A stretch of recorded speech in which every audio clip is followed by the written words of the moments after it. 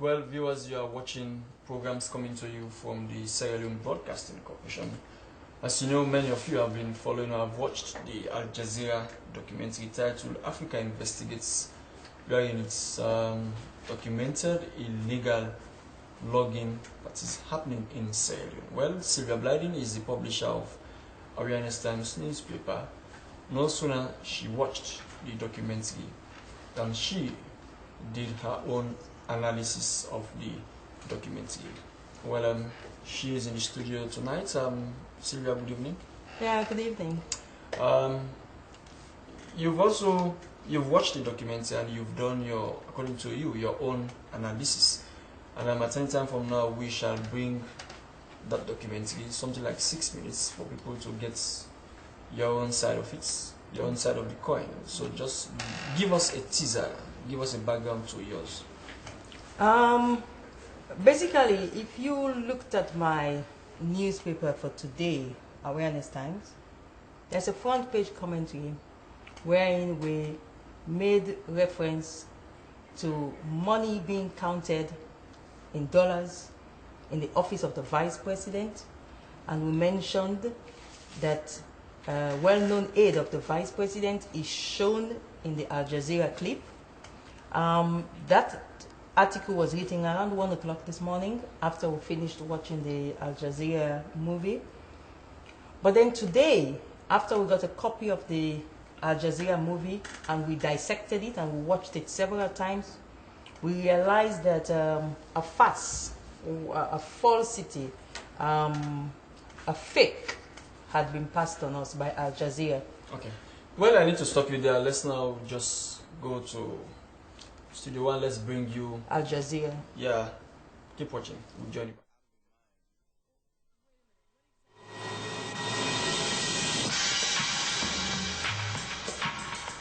Meanwhile, our undercover team are also making progress. Anas and Bilal have been posing as timber traders, trying to set up an export business despite the government's official stand against wood being taken out of the country. Incredibly, they've been told that the best way of doing this discreetly is via the office of Sierra Leone's Vice President, Sorious Samura. It's clearly very important to find out if he's personally aware of this or is involved in any questionable practices or double dealing. But before they can see him, they are told they have to pay a $2,000 registration fee, and they also have to go through several meetings with two of his closest aides. You touch the right buttons. Okay. Now, between Mama and myself, it's the right buttons. You can't meet. Okay. We are very popular. We're very known in this country. Very nice. Anywhere we take you, you get a protection. Look at you. You're in the Vice President's office.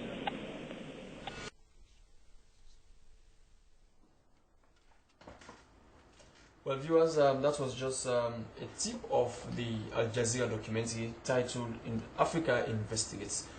Well, let's now bring you Sylvia Blyden's 6-minute documentary. Before my 6-minute documentary, there's something very important before you bring my 6-minute documentary in. I want the Al Jazeera documentary to be played again, but I want the viewers to pay very close attention to what is supposed to be the office of the Vice President, where the transaction is taking place. Pay close attention to the window curtains. Pay close attention to the items in the office. There's a photograph of Barack Obama. There's a printer on the desk. There's a silver clock on the desk. There's a fridge, and you can see some water bottles. And there's a standing cabinet where you can see certificates and the photograph of a graduate. Let's play the Al Jazeera clip again and let the viewers pay very close attention to the items I just pointed out. The photograph of Barack Obama above the head of Momo Conte, the silver clock, the printer, and take a look at these items in this office that is supposed to be the office of the Honorable Vice President of the Republic of Sierra Leone.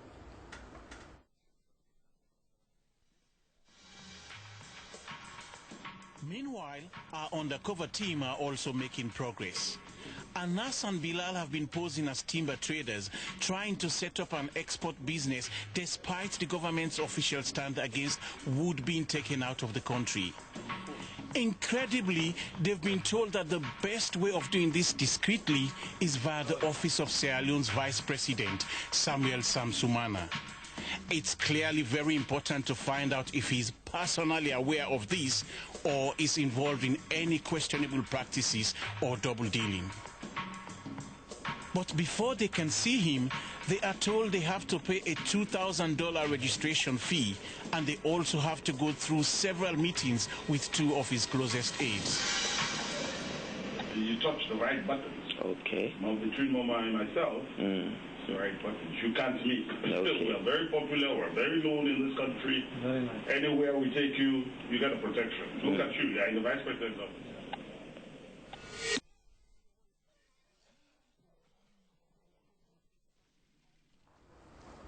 Well, that's one of the men who were shown in the documentary. Do you know that man, Sylvia? Yes. There are two gentlemen shown in the documentary. I actually know the two of them. And yesterday night, before we came out with our documentary, with our front page commentary today, if you would read, we said we had extensive conversations with the two men who have been named, who I believe are now under police investigations. One of them is Mr. Momo Conte, and the other one is Alex Mansawe. And these are two associates of the Vice President. We spoke to them yesterday, and they were saying they had been set up, but it was Al Jazeera. As far as I was concerned, Al Jazeera would not make a mistake. Al Jazeera must have been correct. In reality, Al Jazeera perpetuated a fraud on this nation. Okay, let's now bring you the clip or the documentary that you said you've done. You said it's a 6-minute documentary. Let's now bring you watch it. Now, action. Right at the top. Okay. What they're going to do is zoom on that. This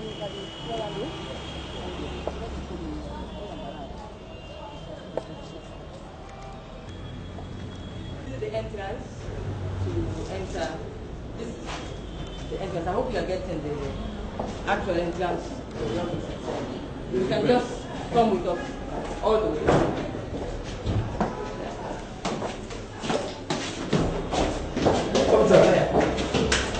This is where I face my also seen at the office.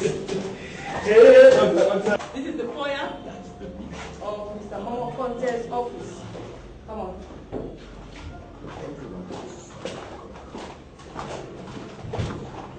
This is Mr. Momo Conte's office. And we can take a look at the office.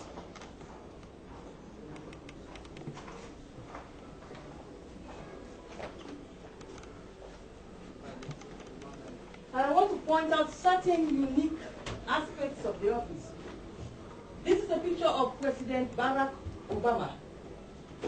And you can see me standing here. If you look at this cabinet, you can see this is a photograph I want you to focus on. In the cabinet. And I want you to look at all these certificates and kindly focus on them. They all belong to Momo Conte. This is his office. This is not the Vice President's office. This is Momo Conte's chair. And as you can see, this is me standing. And you can see Barack Obama's photograph. It's right above my head. On the left-hand side and on the right, we have this cabinet. And you can see Momo Conte's photograph is right here. I am sitting inside an office at number 37 Percival Street in Freetown. This is not an office at Tower Hill. This is an office at number 37 Percival Street in Freetown. So this is me sitting in 37 Percival Street, counting some dollars. And I'm going to hand the dollars over to journalist Paul Lamine of the Awareness Times. Paul, dollars for you. And I want the camera to now focus away from me on certain objects. Kindly focus on the clock. There's a clock there. You can get, Paul is at the back, and you can get the clock very clearly. You can get this printer, and you can see the arm of this chair where I am seated. You can also look a little bit through here, where you can see some water and the fridge. And very interestingly, Paul, can you kindly raise the blankets there? There's a food blanket there. Okay. You can see the blanket, the type of blanket is there. And you can put it down again and have your Mr. Momo contest. Thank you. And you can see Barack Obama is right up there. And you can see the cabinet with Momo's pictures there. I think we have got a general idea of the layout of this office, which belongs to Momo Conte. It's located at 37 Percival Street in Freetown. You can see the clock, you can see the printer, you can see the cabinet, and most of all, you can see Barack Obama's picture right above my head. I want you to take a look at the curtains. Take a very close look at the curtains inside this room. The entire stretch of the wall, all the way down. The curtains all the way down. You can see the top of the curtains astray. My name is Abubakari. I'm the country manager of Transtech International, 37 Percival Street, 4th floor. This is the office of the Chief Executive Officer, Mr. Momo Conte. I can confirm that you're in his office now. So, sir, are you saying this office is Momo Conte's office? It is. But this is the office that was shown on Al Jazeera as being the office of the Vice President where money transaction was done. Incidentally, whoever showed up must have been making the documentary for the blind. Because it's very obvious that this is not the office of the Vice President. This is the office of Momo Conte. It's been here for over 3 years now. In this same shape, we have not even changed the background. Barack Obama is there still. And we have his chair, which traveled here from Lamina Sarko Street, where he used this one as his chair. Everything in this office has stayed the same for the last 3 years, since we moved into 37 Percival Street. Look at the clock, look at the fax machine, the fridge behind me, and the water, which he uses. Well, that was a documentary done by Sylvia Blyden. Sylvia, are you now trying to do a damage control for Momo Conte or for the Vice President? No, or for what? on the contrary, I don't see where damage control comes in for Momo Conte, because the point here is you cannot dispute that Momo Conte and Alex Mansari have questions that they need to answer to this nation. That's a fact. And as I said over the national news earlier on today, the concept of Al Jazeera uncovering corruption is good. But my concern is the motive. So what is your contention? Why did they give us the impression that dollars were exchanged in the office of the Vice President, in the presence of a well-known aide of the Vice President? If you look at the reason why I'm here is actually because I felt fooled by Al Jazeera. Because if you look at my commentary today, you can see me actually saying that there is a well-known personal aide of the Vice President in the room when they were counting the cash. But according to the document, they didn't say they give money to the president. It was, I think, Momo Conte or the other guy who said to see the Vice President, they need to give them so and so amount of money. Was that not what the document said? No, that's not what Momo said at all. And as I said, I'm not here to defend Momo, because we interviewed him, and according to him, the money transaction was done in his office at 37 Percival Street, and it was supposed to be for registration of a company. It had nothing to do with seeing the Vice President. He would have to state his case to the nation. My contention is, why did the producers of the documentary give the impression to the world, because really that is what is activating Sierra Leoneans all over the world. You go to Facebook, you go to the internet, you go to the discussion forums. The debate is money transactions. You pay at the vice president's office to see the vice president. So do you think your 6-minute documentary will be able to counter what Al Jazeera has done? No, of course, you see, let's get something very clear here. This is not an issue of countering what Al Jazeera has done. This is a nationalistic issue. We have to be careful. When you have a foreign media coming into your country, they fooled me last night. I am a Sierra Leonean, they were able to fool me that $2,000 was paid out in the office of the vice president in the presence of personal aides to the vice president. Can you imagine? I am a Sierra Leonean. Can you imagine the impression that the entire world now has about our beautiful Sierra Leone that we are fighting to rebrand? So do you think as a government or as a nation, we will be able to claw back the lost image? Will we be able to clean things up now? There are aspects of the documentary that are indisputable. You cannot dispute the fact that the vice president was caught on tape saying to undercover journalists about a ban, the time of a ban could be extended. You cannot dispute that.